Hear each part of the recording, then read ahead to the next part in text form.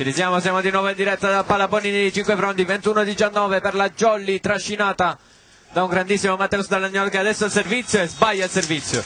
Ha fatto 2 ace consecutivi, poco fa ci siamo persi il meglio di Matteus Dallagnol e della Jolly.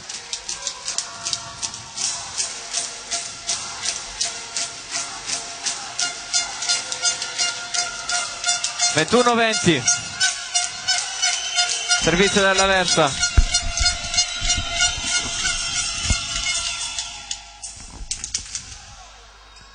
Lucci verso Lindberger, che mette a terra e porta avanti di 2 la Jolly. 22-20. Ci scusiamo ancora una volta, abbiamo avuto un altro piccolo problema.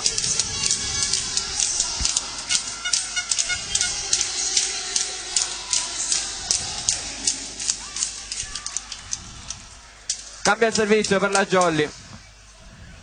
È uscito Samuele Aprile ed è entrato Alessandro Tofoli.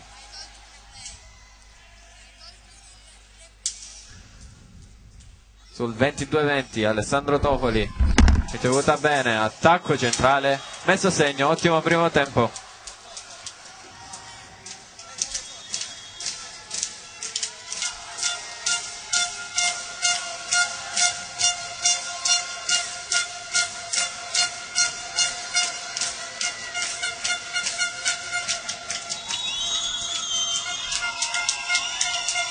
Vediamo se riusciamo a risolvere gli ultimi problemi. 22-20, Matteus Dallagnol stavolta sbaglia la ricezione. Recupero della Jolly, ma facile costruzione per la Versa. Vediamo, ci prova a coprire Matteus Dallagnol, non ce la fa a difendere, anzi.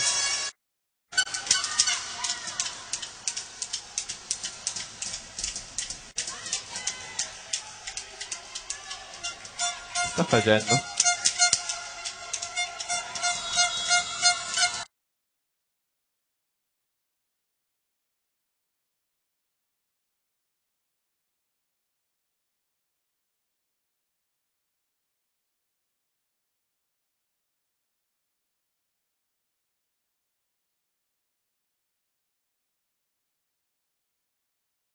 Era fuori. Dai.